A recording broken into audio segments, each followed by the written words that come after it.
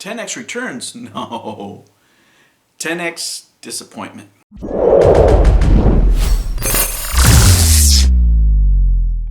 Hello humans, and welcome to another episode of Gen X Gamer. It's after 5 o'clock on March 1st. The business day is over, and Phil Adam is nowhere to be found. There's no announcement anywhere, unless the announcement was they canceled their fundraising. Well guys, let's have a come to Jesus meeting here, because let me tell you, I don't have great news for you, especially if you're a fan of this company. I don't, right?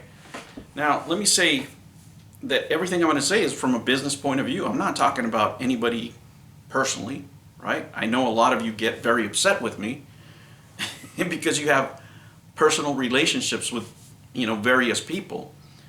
But money and friends don't mix. I've told you that over and over again. If you want to criticize me because you feel bad for your friend's doing a shitty job. I'm sorry. That's all I'm saying. I have plenty of friends that are great friends that are terrible at their job. And this is what we're seeing here. This company right now has lost credibility, which is one of the hardest things to regain back from your customer base. Before you get upset, I purchase more products than most people out there. Unless you've purchased 4 8-packs, a Founders Edition, and another extra console. I make fun of myself because I believe in this idea, but I think it was for the wrong market, right? I agree with the personnel that early on said we should have started smaller, because this really is a niche product. It really is. I'm not saying that other people can't have fun with it, but if you want to be profitable, you got to hit up the old man cringe community and game hoarders. I mean, that is your market. I know you want to do other things, but that market that you're targeting is in your head. It doesn't exist. It really doesn't. The numbers bear it out, right? Whether it's your internet numbers, whether it's your sales numbers, the market is not there. If the product was that exciting and well developed, it would be blowing up. There's plenty of other startup companies that have a great idea that is not complete, but people are still excited because they see the progress. They're seeing targets being hit. That's not the case with this company. This company has missed pretty much every single target that they've had. Not only that, management has done a terrible job of managing the assets that they've had to this point, based on the balance sheets. Again, guys, I'm not attacking your friends. I'm attacking the work of this company. I'm attacking the unprofessionalism that I see. When a CEO speaks and says, I'm going to, deliver something to you by this day, that should be written in stone. And time again, now with the new CEO, we see the same patterns. The DNA of this company has been broken since the beginning. I pointed that out to you when I saw the quality problems, when I saw the other business issues that they weren't taking care of. What did I tell you? What is rule number 1 in business, guys? Those of you who have been watching the channel know, but for you new viewers, let me tell you this. Rule number 1 is be on time. This company can't even get that straight. Forget about the software. And I still bought more. See, I bought more after I knew those things, right? That's how much of a game hoarder I am. So that's why I'm telling you, this shit ain't normal. But let me have a come to Jesus moment here with some of my more enthusiastic old man cringe community that stop by and deliver fancy messages to me. Let me tell you this, and I told you before, I really do wish that you get on stage with Tommy, right? Because you're loyal to a fault. To all those undisclosed investors out there, it's not looking good. I would tell you, I love investing, but this is not investing.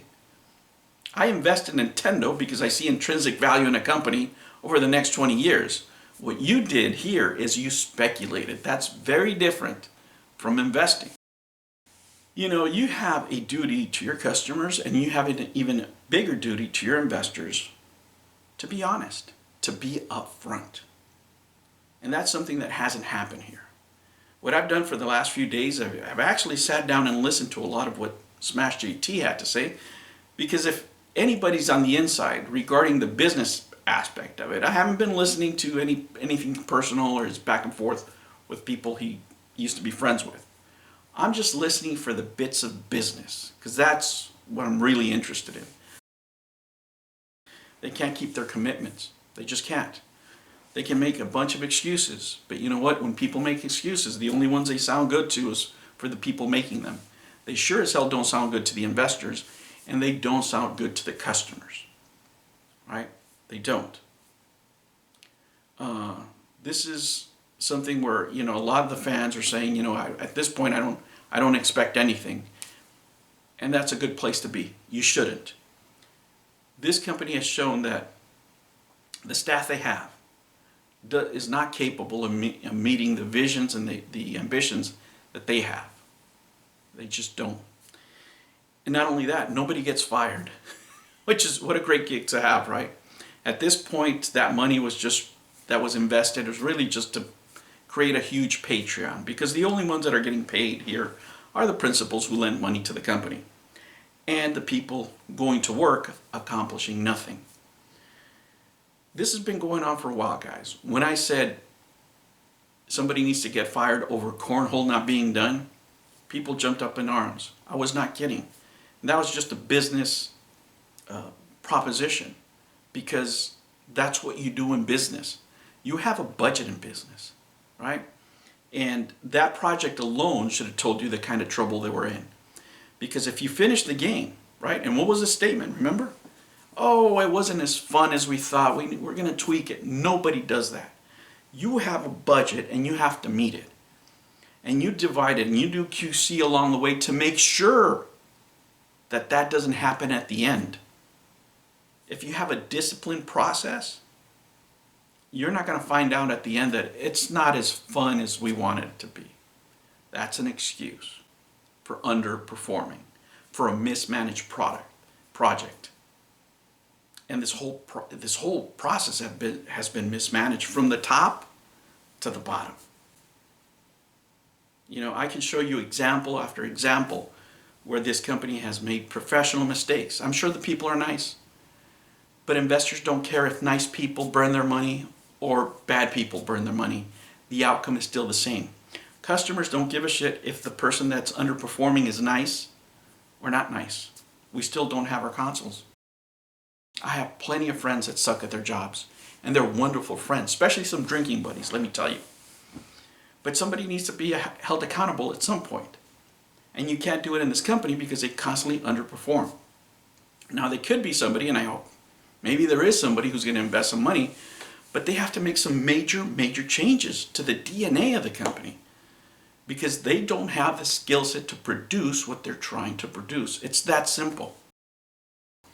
It's better to have an uncomfortable moment by telling the truth early than having all hell break out later when a customer or an investor feels that you have not been 100 with them. And why am I saying this? Right? Because I've been sitting back, I've been assessing, and I've been listening to some of the things that are being said, right? And let me give you an example. It doesn't matter how you feel about Smash JT, love him, hate him, it doesn't matter. I mean, I'm not a really big fan of his. Most of the interactions that I had with him previously to him, changing his point of view, weren't exactly great. But he has rights as an investor. He should have rights as an investor. I'm not a financial advisor. My favorite words, right? And this is not financial advice. You do with whatever you want with your money, okay? And I'm not a lawyer. This is not legal advice, right? But based on the things that he has said so far, if I was an investor in the FIG and I listened to what he's saying now, ooh, yikes. Now, if you listen to some of his statements, he said things like, well, they said this and then something would happen and they would do the complete opposite. Let me tell you this. If somebody, let's say we're talking about this, but somebody tells me that just in regular life, it's easy. It's called bullshit. They bullshitted me. They lied to me. It's harder when you know somebody to say those words, but I can say it because I don't know anybody there. But if he was told something that wasn't going to happen and then it happened, they bullshitted him. I'll say it for him, right? And I don't know who he's talking about or, whatever. If things were presented to him that something changed and then they did the opposite, that's again bullshit. It didn't intend to be, whatever, but it's like that girlfriend that cheats on you all the time. And then she says she loves you. That's the scenario here, right? And that's how you feel as a customer too, right? All right, this is the year, right? This is the year I'm going to get my sweet, sweet wood grain. And then, oh no, this happened. They're out of excuses. It's just incompetence. That's all it is. It doesn't mean anybody's a bad person, but it's just plain old fucking incompetence. And people don't have the talent to perform the jobs that they're assigned to. And nobody's getting fired because everybody's friends. That's why money and friends don't mix. New videos every Monday and Sunday. Thank you for joining me on another episode of the Gen X Gamer. Remember to like and subscribe, click that notification bell, and remember, never ever be afraid to be happy. I'll catch you on the next one. Take care.